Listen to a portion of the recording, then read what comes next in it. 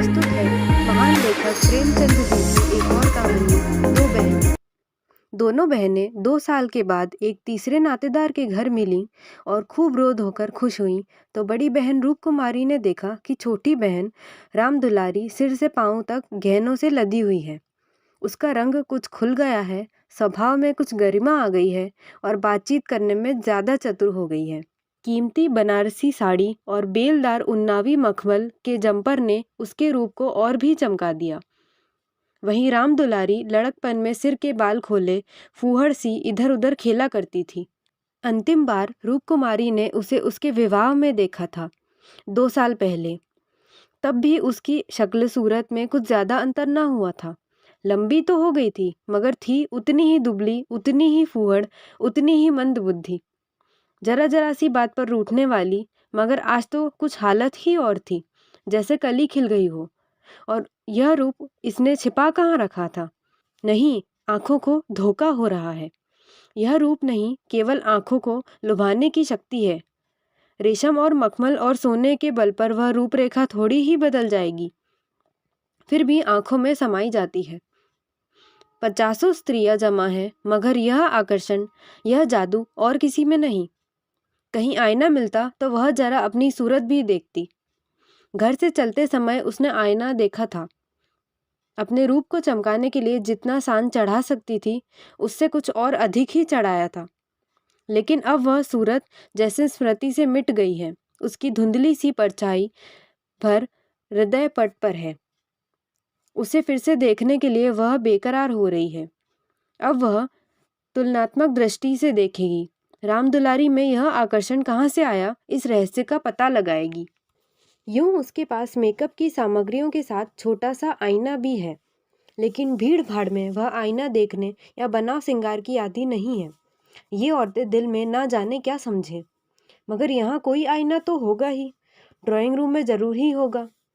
वह उठकर drawing room में गई और कद्दे आदम शीशे में अपनी सूरत देखी।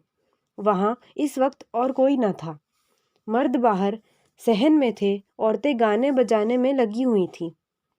उसने आलोचनात्मक दृष्टि से एक एक अंग को, अंगों के एक एक विन्यास को देखा।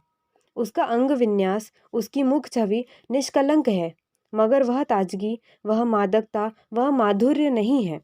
हाँ, नहीं है। वह अपने को धोखे में नहीं डाल सकती। कारण क्या है? यही कि राम दुलारी आज खिली है, उसे खिले जमाना हो गया। लेकिन इस ख्याल से उसका चित्त शांत नहीं होता। वह राम दुलारी से हेटी बनकर नहीं रह सकती। ये पुरुष भी कितने गावदी होते हैं, किसी में भी सच्चे सौंदर्य की परख नहीं। इन्हें तो जवानी और चंचलता और हाव भाव चाहिए। आंखें रखकर भी अंधे बनते हैं। भला इन बातों का आपसे क्या संबंध? यह तो उम्र के तमाशे हैं। असली रूप तो वह है जो समय की परवाह ना करे। उसके कपड़ों में राम दुलारी को खड़ा कर दो, फिर देखो सारा जादू कहाँ उड़ जाता है। चुड़ैल सी नजर आए, मगर इन अंधों को कौन समझाए। मगर राम दुलारी के घरवाले तो इतने संपन्न न थे। विवाह में जो जोड़े और गहने आए थे, वे तो बहुत ही निराशाजनक थे। खुशहाली का दूसरा कोई सामान भी ना था। इसके ससुर एक रियासत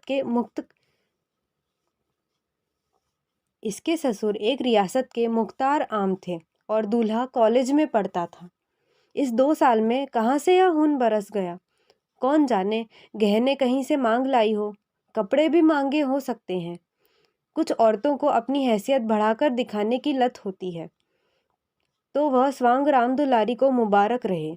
मैं जैसी हूँ वैसी अच्छी हूँ। प्रदर्शन का यह रोग कितना बढ़ता जाता है। घर में रोटियों का ठिकाना नहीं है। मर्द 25-30 रुपए पर कलम घिस रहा है, लेकिन देवी जी घर से निकलेंगी तो इस तरह बन ठन कर मानो कहीं की राजकुमारी हैं। पिसातियों के और दर्जियों के तकाजे सहेंगी, बजाज के सामने हाथ जोड़ेंगी, शौहर की घुड़कियां खाएंगी, रोएंगी, रूठेंगी, मगर प्रदर्शन के उन्माद को नहीं रोकती।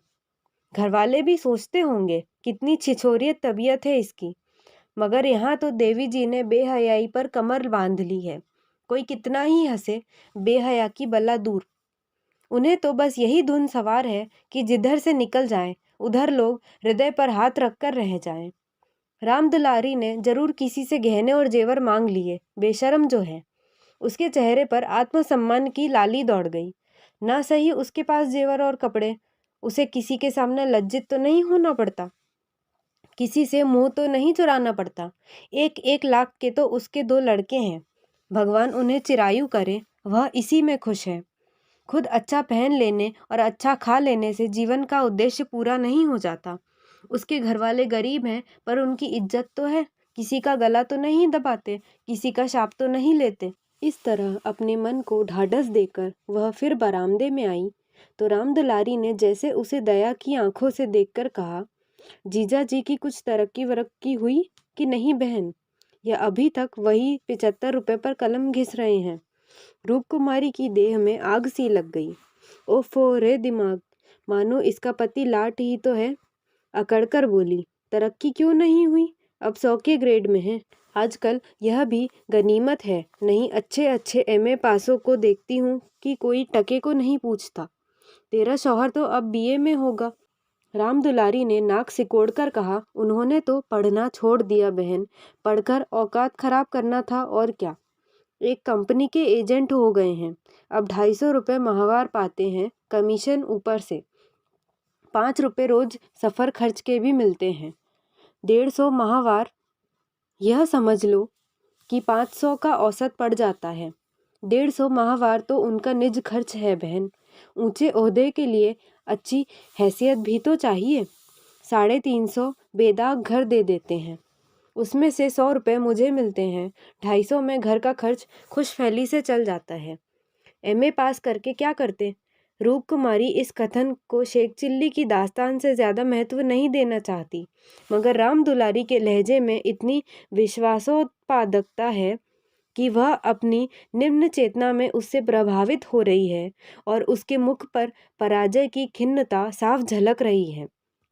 मगर यदि उसे बिल्कुल पागल नहीं हो जाना है तो इस ज्वाला को हृदय से निकाल देना पड़ेगा। जिरह करके अपने मन को विश्वास दिलाना पड़ेगा कि इसके काव्य में 1/4 से ज़्यादा सत्य नहीं है। 1/4 तक वह सह सकती है, इससे ज़्यादा उससे ना सहा जाएगा। इसके साथ ही उसके दिल में धड़कन भी है कि कहीं यह कथा सत्य निकली तो वह राम दुलारी को कैसे मुंह दिखाएगी। उसे भय है कि कहीं उसकी आंखों से आंसू ना निकल पड़े। कहाँ 75 और कहाँ 500, इतनी बड़ी रकम आत्मा की हत्या करके भी क्यों ना मिले, फिर भी रूप कुमारी के लिए असह्य है। आत्मा का मूल्य अधिक से अधिक 100 रुपये हो सकता है, 500 किसी हालत में नहीं। उसने परिहास के भाव से पूछा, जब एजेंटी में इतना वेतन और भत्ता मिलता है तो ये सारे कॉलेज बंद क्यों नहीं हो जाते। हजारों लड़के क्यों अपनी जिंदगी खराब करते हैं।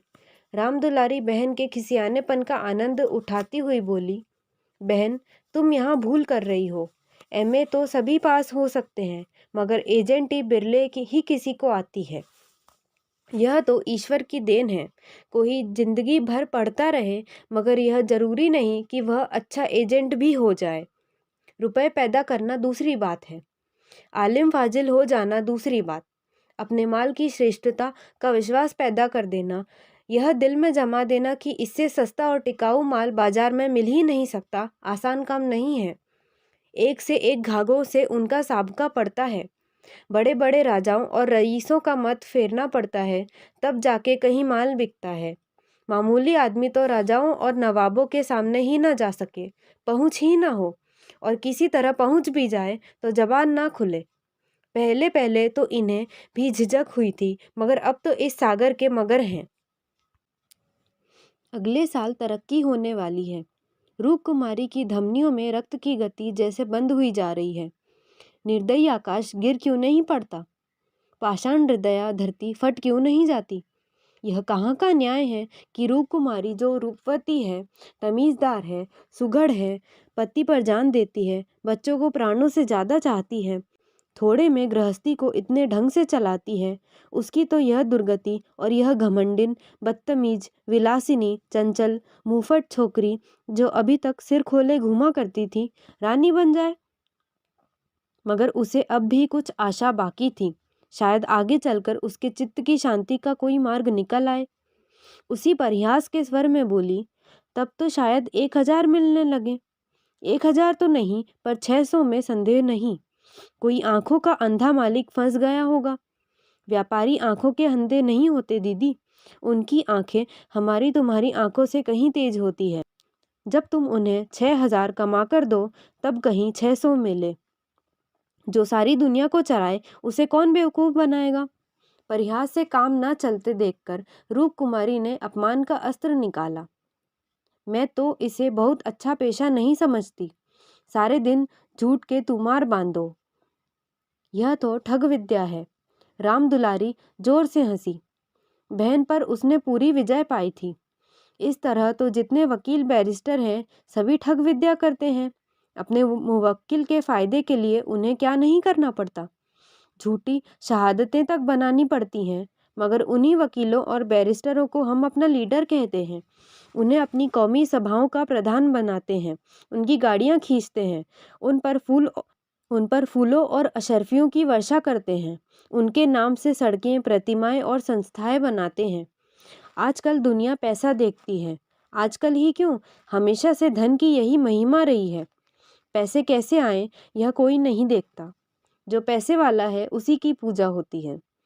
जो अभागे हैं, अयोग्य हैं या भीरू हैं, वो आत्मा और सदाचार की दुहाई देकर अपने आंसू पोंछते हैं। नहीं, आत्मा और सदाचार को कौन पूछता है। रूप कुमारी खामोश हो गई। अब उसे यह सत्य उसकी सारी वेदनाओं के साथ स्वीकार करना पड़ेगा कि राम दुलारी सबसे ज्यादा भाग्यवान है। इससे अब त्राण नहीं। परिहास या अनादर से वह अपनी तंग दिली का प्रमाण देने के सिवा और क्या पाएगी। उसे किसी बहाने से राम दुलारी के घर जाकर असलियत की छानबीन करनी पड़ेगी। अगर राम दुलारी वास्तव में लक्ष्मी का वरदान पा गई है तो रूप कुमारी अपनी किस्मत ठोक कर बैठ रहेगी। समझ लेगी कि दुनिया में कहीं न्याय नहीं है, कहीं ईमानदारी की पूछ नहीं है। मगर क्या सचमुच उसे इस विचार से संतोष होगा। यहाँ कौन ईमानदार है? वही जिसे बेईमानी करने का अवसर नहीं है और ना इतनी बुद्धि या मनोबल है कि वह अवसर पैदा कर ले। उसके पति 75 रुपये पाते हैं, पर क्या 10-20 रुपये और ऊपर से मिल जाएं तो वह खुश होकर ले न लेंगे। उनकी ईमानदारी और सत्यवादिता उसी समय तक है जब तक अवसर नहीं मिलता। जिस दिन मौका मिला सारी सत्यवादिता धरी रह जाएगी। और क्या रूप कुमारी में इतना नैतिक बल है कि वह अपने पति को हराम का माल हजम करने से रोक दे। रोकना तो दूर की बात है, वह प्रसन्न होगी, शायद पतिदेव की पीठ ठोकेगी। अभी उनके दफ्तर से आने के समय वह मन मारे बैठी रहती है। तब वह द्वार पर खड़ी होकर उनकी बाट जोहेगी और जो ही वह घर में आएंगे उनकी जेबों की तलाशी लेगी। आंगन में गाना बजाना हो रहा था।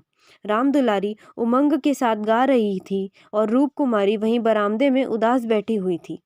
न जाने क्यों उसके सर में दर्द होने लगा था। कोई गाए कोई नाचे उससे प्रयोजन नहीं, वह तो अभागिन है, रोने के लिए पैदा की गई है। 9 बजे रात को मेहमान रुखसत होने लगे। रूप कुमारी भी उठी, एक्का मंगवाने जा रही थी कि राम दुलारी ने कहा, एक्का मंगवा कर क्या करोगी बहन, मुझे लेने के लिए कार आती होगी। चलो 2-4 दिन मेरे यहाँ रहो, फिर चली जाना। मैं जीजा जी को कहला भेजूंगी, तुम्हारा इंतजार ना करें। रूप कुमारी का यह अंतिम अस्त्र भी बेकार हो गया। राम दुलारी के घर जाकर हालचाल की टोल लेने की इच्छा गायब हो गई। वह अब अपने घर जाएगी और मुंह ढांपकर पड़ी रहेगी। इन फटे हालों में क्यों किसी के घर जाए। बोली, नहीं अभी तो मुझे फुर्सत नहीं है, बच्चे घबरा रहे होंगे, फिर कभी आऊंगी। क्या रात भर भी ना ठहरोगी? नहीं। अच्छा बताओ कब आओगी? मैं सवारी भेज दूंगी। मैं खुद कहला भेजूंगी, तुम्हें याद ना रहेगी। साल भर हो गया, भूलकर भी याद ना किया। मैं इसी इंतजार में थी कि दीदी बुलावे तो चलूं। एक ही शहर में रहते हैं, फिर भी इतनी दूर की साल भर गुजर जाए और मुलाकात तक न हो। रूप कुमारी इसके सिवा और क्या कहे कि घर के कामों से छुट्टी नहीं मिलती। कई बार उसने इरादा किया कि दुलारी को बुलाए, मगर अवसर ही ना मिला। सहसा राम दुलारी के पति मिस्टर गुरु सेवक ने आकर बड़ी साली को सलाम किया। बिल्कुल अंग्रेजी सजधज, मुंह में चुरुट, कलाई पर सोने की घड़ी, आंखों पर सुनहरी ऐनक, जैसे कोई सिविलियन हो। चेहरे से जहानत और शराफत बरस रही थी। वह इतना रूपवान और सजीला है, रूप कुमारी का अनुमान ना था। कपड़े जैसे उसकी देह पर खिल रहे थे। आशीर्वाद देकर बोली, आज यहाँ ना आती तो मुझसे मुलाकात क्यों होती? गुरु सेवक हंसकर बोला, यह उल्टी शिकायत। क्यों ना हो? कभी आपने बुलाया और मैं ना गया? मैं नहीं जानती थी तुम अपने को मेहमान समझते हो। वह भी तो तुम्हारा ही घर है। राम दुलारी देख रही थी कि मन में उससे ईर्ष्या रखते हुए भी वह कितनी वाणी मधुर, कितनी स्निग्ध, कितनी अनुग्रह प्रार्थिनी होती जा रही है। गुरु सेवक ने उदार मन से कहा, हाँ अब मान गया भाभी साहब, बेशक मेरी गलती है। इस दृष्टि से मैंने विचार नहीं किया था, मगर आज तो मेरे घर रही है।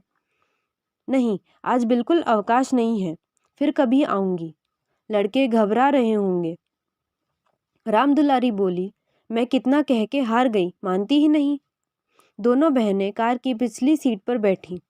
गुरु सेवक ड्राइव करता हुआ चला। जरा देर में उसका मकान आ गया। राम दुलारी ने फिर बहन से उतरने के लिए आग्रह किया, पर वह ना मानी। लड़के घबरा रहे होंगे। आखिर राम दुलारी उससे गले मिलकर अंदर चली गई। गुरु सेवक ने कार बढ़ाई। रूप कुमारी ने उड़ती हुई निगाह से राम दुलारी का मकान देखा और वह ठोस सत्य की एक शलाका की भांति उसके कलेजे में चुभ गया। कुछ दूर जाकर गुरु सेवक बोला, भाभी, मैंने तो अपने लिए अच्छा रास्ता निकाल लिया। अगर 2-4 साल इसी तरह काम करता रहा तो आदमी बन जाऊंगा।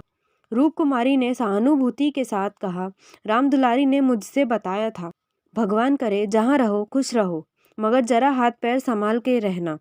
मैं मालिक की आंख बचाकर एक पैसा भी लेना पाप समझता हूँ दी भाभी। दौलत का मजा तो तभी है कि ईमान सलामत रहे। ईमान खोकर पैसे मिले तो क्या? मैं ऐसी दौलत को त्याज्य समझता हूँ और आंख किसकी बचाऊं? सब सियाह सफ़ेद तो मेरे हाथ में है। मालिक तो रहा नहीं, केवल उसकी बेवा है। उसने सब कुछ मेरे हाथ में छोड़ रखा है। मैंने उसका कारोबार संभाल ना लिया होता तो सब कुछ चौपट हो जाता। मेरे सामने तो मालिक सिर्फ 3 महीने जिंदा रहे, मगर आदमी को परखना खूब जानते थे। मुझे 100 रुपये पर रखा और 1 महीने में 200 रुपये कर दिया। आप लोगों की दुआ से पहले ही महीने में मैंने 12,000 का काम किया। क्या काम करना पड़ता है? रूप कुमारी ने बिना किसी उद्देश्य के पूछा। वही मशीनों की एजेंटी, तरह तरह की मशीनें मंगाना और बेचना, ठंडा जवाब था। रूप कुमारी का मनहूस घर आ गया। द्वार पर एक लालटेन टिमटिमा रही थी। उसके पति उमानाथ द्वार पर टहल रहे थे, मगर रूप कुमारी ने गुरु सेवक से उतरने के लिए आग्रह नहीं किया। एक बार शिष्टाचार के नाते कहा जरूर, पर जोर नहीं दिया, और उमानाथ तो गुरु सेवक से मुखातिब भी ना हुए। रूप कुमारी को वह घर अब कब्रिस्तान सा लग रहा था, जैसे फूटा हुआ भाग्य हो। ना कहीं फर्श, ना फर्नीचर, ना गमले। 2-4 टूटी टाटी तिपाहियाँ, एक लंगड़ी मेज, 4-5 पुरानी पुरानी खाटें, यही उस घर की बिसात थी। आज सुबह तक रूप कुमारी इसी घर में खुश थी, लेकिन अब यह घर उसे काटे खा रहा है। लड़के अम्मा अम्मा करके दौड़े, मगर उसने दोनों को झिड़क दिया। उसके सिर में दर्द है, वह किसी से ना बोलेगी, कोई उसे ना छेड़े।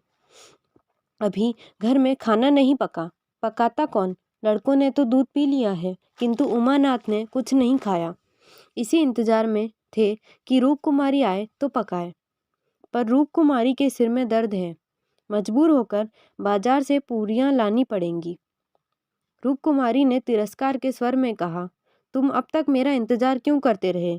मैंने तो खाना पकाने की नौकरी नहीं लिखाई है, और जो रात को वहीं रह जाती। आखिर तुम कोई महाराजिन क्यों नहीं रख लेते? क्या जिंदगी भर मुझी को पीसते रहोगे? उमानाथ ने उसकी तरफ आहत विस्मय की आंखों से देखा। उसके बिगड़ने का कोई कारण उनकी समझ में ना आया। रूप कुमारी से उन्होंने हमेशा निरापद सहयोग पाया है, निरापद ही नहीं, सहानुभूतिपूर्ण भी। उन्होंने कई बार उससे महाराजिन रख लेने का प्रस्ताव खुद किया था, पर उसने बराबर यही जवाब दिया कि आखिर मैं बैठे बैठे क्या करूंगी? 4-5 रुपए का खर्च बढ़ाने से क्या फायदा? यह पैसे तो बच्चों के मक्खन में खर्च होते हैं। और आज वह इतनी निर्ममता से उलाहना दे रही है, जैसे गुस्से में भरी हो। अपनी सफाई देते हुए बोले, महाराजिन रखने के लिए तो मैंने खुद तुमसे कई बार कहा, तो लाकर रख क्यों न दिया? मैं उसे निकाल देती तो कहते, हाँ यह गलती हुई। तुमने कभी सच्चे दिल से नहीं कहा। रूप कुमारी ने और भी प्रचंड होकर कहा, तुमने केवल मेरा मन लेने के लिए कहा। मैं ऐसी भोली नहीं हूँ कि तुम्हारे मन का रहस्य ना समझूं। तुम्हारे दिल में कभी मेरे आराम का विचार आया ही नहीं। तुम तो खुश थे कि अच्छी लौंडी मिल गई है, एक रोटी खाती है और चुपचाप पड़ी रहती है, महज खाने और कपड़े पर, यह भी जब घर की ज़रूरतों से बचे। 75 रुपलियाँ लाकर मेरे हाथ पर रख देते हो और सारी दुनिया का खर्च। मेरा दिल ही जानता है मुझे कितनी कतर व्योत करनी पड़ती है, क्या पहनूं और क्या ओढ़ूं। तुम्हारे साथ जिंदगी खराब हो गई। संसार में ऐसे मर्द भी हैं जो स्त्री के लिए आसमान के तारे तोड़ लाते हैं। गुरु सेवक को ही देखो, दूर क्यों जाओ, तुमसे कम पढ़ा है, उम्र में तुमसे कहीं कम है, मगर 500 का महीना लाता है और राम दुलारी रानी बनी बैठी रहती है। तुम्हारे लिए यही 75 रुपये बहुत हैं। राण माण में ही मगन, तुम नाहक मर्द हुए, तुम्हें तो औरत होना चाहिए था। औरतों के दिल में कैसे कैसे अरमान होते हैं, मगर मैं तो तुम्हारे लिए घर की मुर्गी का बासी साग हूँ। तुम्हें तो कोई तकलीफ होती नहीं, तुम्हें तो कपड़े भी अच्छे चाहिए, खाना भी अच्छा चाहिए, क्योंकि पुरुष हो, बाहर से कमा कर लाते हो। मैं चाहे जैसे रहूं तुम्हारी बला से। वाग बाणों का यह सिलसिला कई मिनट तक जारी रहा और उमानाथ चुपचाप सुनते रहे। अपनी जान में उन्होंने रूप कुमारी को शिकायत का कभी मौका नहीं दिया। उनका वेतन कम है, यह सत्य है, पर यह उनके बस की बात तो नहीं। वह दिल लगाकर अपना काम करते हैं, अफसरों को खुश रखने की सदैव चेष्टा करते हैं। इसी साल बड़े बाबू के छोटे सुपुत्र को 6 महीने तक बिना नागा पढ़ाया, इसलिए तो कि वह प्रसन्न रहे। अब वह और क्या करें? रूप कुमारी की खफगी का रहस्य वह समझ गए। अगर गुरु सेवक वास्तव में 500 रुपये लाता है तो बेशक वह भाग्य का बली है, लेकिन दूसरों की ऊंची पेशानी देखकर अपना माथा तो नहीं फोड़ा जाता। किसी संयोग से उसे यह अवसर मिल गया, मगर हर एक को तो ऐसे अवसर नहीं मिलते। वह इसका पता लगाएंगे कि सचमुच उसे 500 ही मिलते हैं या महज डींग है। और मान लिया कि 500 मिलते हैं, तो क्या इससे रूप कुमारी को यह हक है कि वह उनको ताने दे और उन्हें जली कटी सुनाए? अगर इसी तरह वह भी रूप कुमारी से ज़्यादा रूपवती और सुशीला रमणी को देखकर रूप कुमारी को कोसना शुरू करे तो कैसा हो? रूप कुमारी सुंदरी है, मृदुभाषिणी है, त्यागमयी है, लेकिन उससे बढ़कर सुंदरी मृदुभाषिणी त्यागमयी देवियों से दुनिया खाली नहीं है। तो क्या इस कारण वह रूप कुमारी का अनादर करें? एक समय था जब उनकी नज़रों में रूप कुमारी से ज़्यादा रूपवती रमणी संसार में न थी, लेकिन वह उन्माद कब का शांत हो गया। भावुकता के संसार से वास्तविक जीवन में आए उन्हें एक युग बीत गया। अब तो विवाहित जीवन का उन्हें काफ़ी अनुभव हो गया है। एक को दूसरे के गुण दोष मालूम हो गए हैं। अब तो संतोष में ही उनका जीवन सुखी रह सकता है। मगर रूप कुमारी समझदार होकर भी इतनी मोटी सी बात नहीं समझती। फिर भी उन्हें रूप कुमारी से सहानुभूति ही हुई। वह उदार प्रकृति के आदमी थे और कल्पनाशील भी। उसकी कटु बातों का कुछ जवाब ना दिया, शरबत की तरह पी गए। अपनी बहन के ठाठ देखकर एक क्षण के लिए रूप कुमारी के मन में ऐसी निराशाजनक, अन्यायपूर्ण, दुखद भावों का उठना बिल्कुल स्वाभाविक है। रूप कुमारी कोई सन्यासिनी नहीं, विरागिनी नहीं कि हर एक दशा में अविचलित रहे। इसी तरह अपने मन को समझाकर उमानाथ ने गुरु सेवक के विषय में तहकीकात करने का संकल्प किया। 2-1 सप्ताह तक रूप कुमारी मानसिक अशांति की दशा में रही। बात बात पर झुंझलाती, लड़कों को डांटती, पति को कोसती, अपने नसीबों को रोती। घर का काम तो करना ही पड़ता था, लेकिन अब इस काम में उसे आनंद ना आता था। बेगार सी टालती थी। घर की जिन पुरानी धुरानी चीज़ों से उसका आत्मीय संबंध सा हो गया था, जिनकी सफाई और सजावट में वह व्यस्त रहा करती थी, उनकी तरफ अब आंख उठाकर भी ना देखती। घर में एक ही खिदमतगार था। उसने जब देखा बहूजी घर की तरफ से खुद ही लापरवाह हैं, तो उसे क्या गरज थी कि सफाई करता। जो चीज़ जहाँ पड़ी थी वहीं पड़ी रहती। कौन उठाकर ठिकाने से रखे। बच्चे माँ से बोलते डरते थे और उमानाथ तो उसके साए से भागते थे। जो कुछ सामने थाली में आ जाता उसे पेट में डाल लेते और दफ्तर चले जाते। दफ्तर से लौटकर दोनों बच्चों को साथ ले लेते और कहीं घूमने निकल जाते। रूप कुमारी से कुछ कहना बारूद में दियासलाई लगाना था। हाँ, उनकी यह तहकीकात जारी थी। एक दिन उमानाथ दफ्तर से लौटे तो उनके साथ गुरु सेवक भी थे।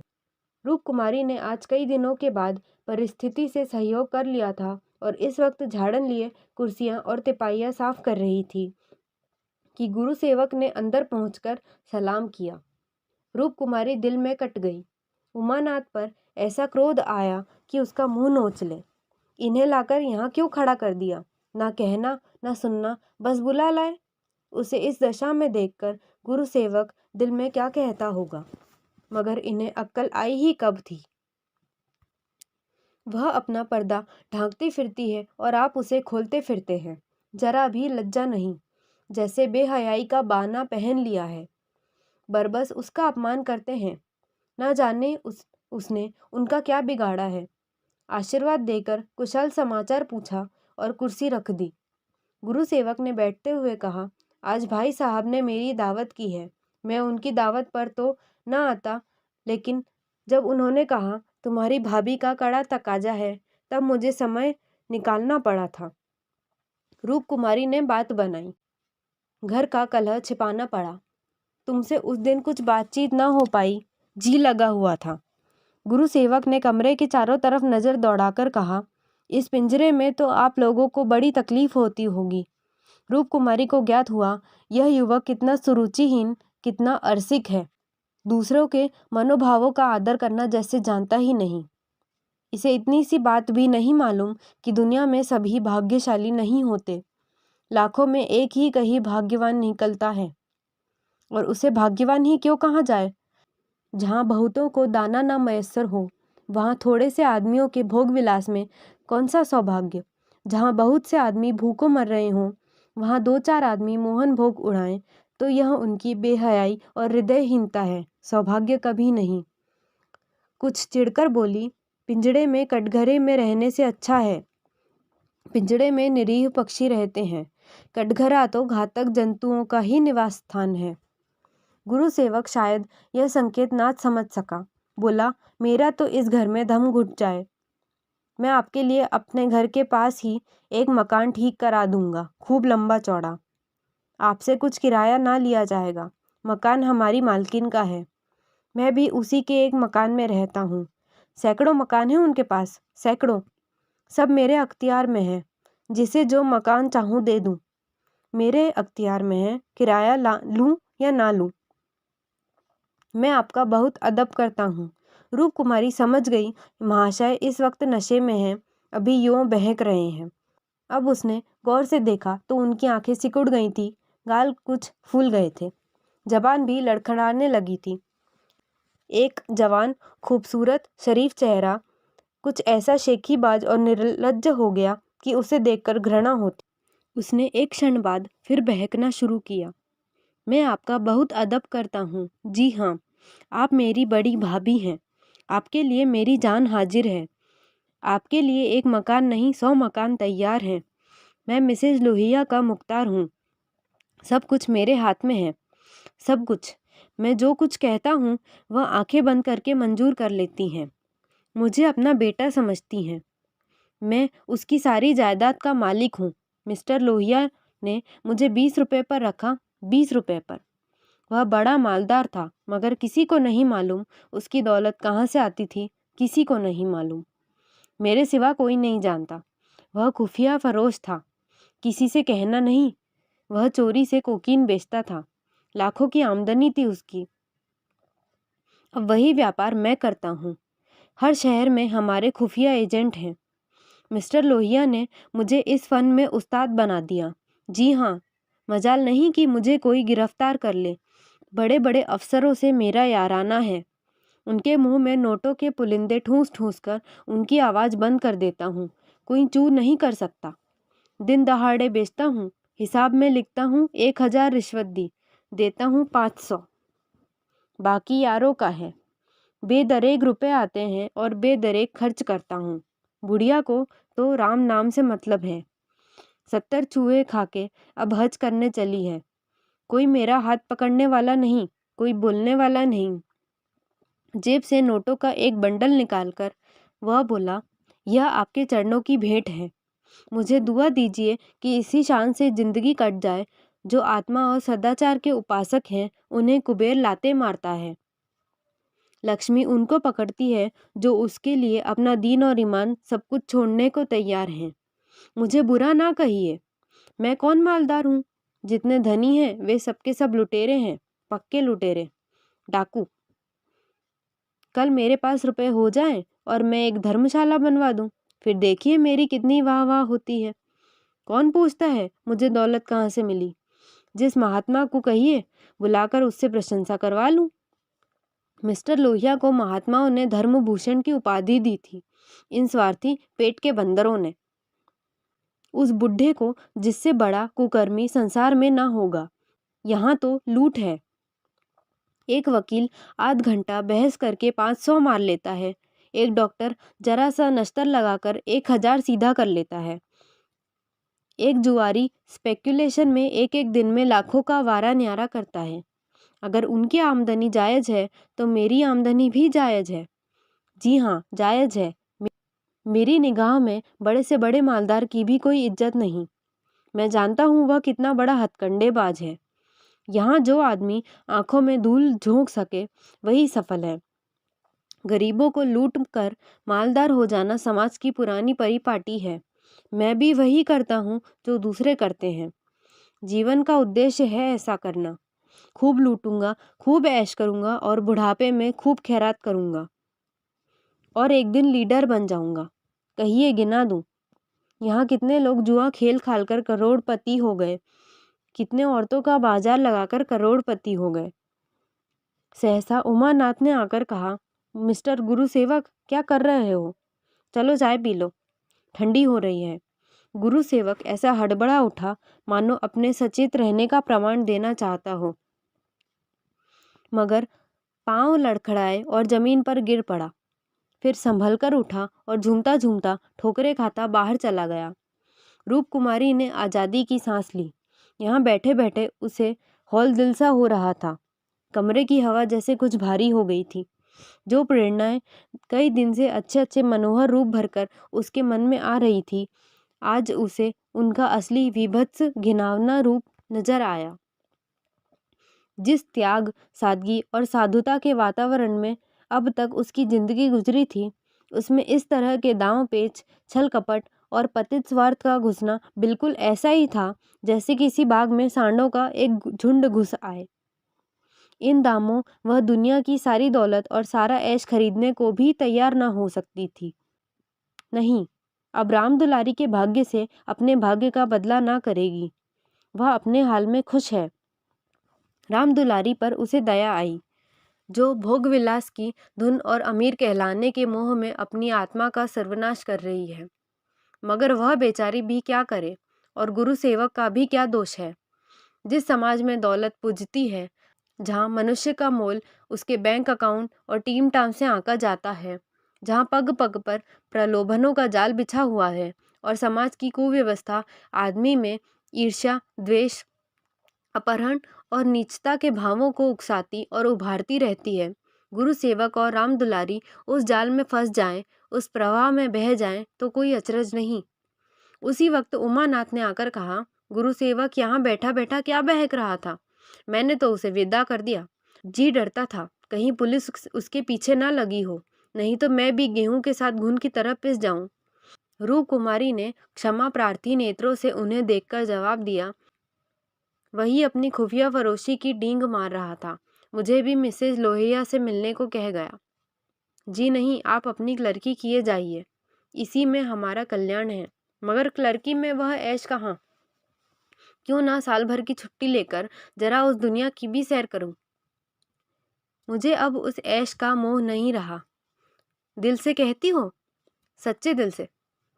उमानाथ 1 मिनट तक चुप रहने के बाद फिर बोले, मैं आकर तुमसे यह वृत्तांत कहता तो तुम्हें विश्वास आता या नहीं, सच कहना।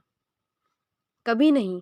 मैं तो कल्पना ही नहीं कर सकती कि अपने स्वार्थ के लिए कोई आदमी दुनिया को विष खिला सकता है। मुझे सारा हाल पुलिस के सब इंस्पेक्टर से मालूम हो गया था। मैंने उसे खूब शराब पिला दी थी कि नशे में बहकेगा ज़रूर और सब कुछ उगल देगा। ललचता तो तुम्हारा जी भी था। हाँ, ललचता तो था और अब भी ललच रहा है, मगर ऐश करने के लिए जिस हुनर की ज़रूरत है वह कहाँ से लाऊंगा? ईश्वर ना करे वह हुनर तुम में आए। मुझे तो उस बेचारे पर तरस आती है। मालूम नहीं खैरियत से घर पहुंच गया या नहीं। उसकी कार थी, कोई चिंता नहीं। रूप कुमारी एक क्षण जमीन की तरफ ताकती रही, फिर बोली, तुम मुझे दुलारी के घर पहुंचा दो। अभी शायद मैं उसकी कुछ मदद कर सकूं। जिस बाग की वह सैर कर रही है उसके चारों ओर निशाचर घात लगाए बैठे हैं। शायद मैं उसे बचा सकूं। उमानाथ ने देखा, उसकी छवि कितनी दया पुलकित हो उठी है। समाप्त। यह कहानी आपको कैसी लगी हमें कमेंट करके ज़रूर बताएं। इस वीडियो को लाइक शेयर ज़रूर करें और चैनल को सब्सक्राइब करें ताकि हम आपको आगे और भी कहानियाँ ऐसे ही सुनाते रहें। धन्यवाद।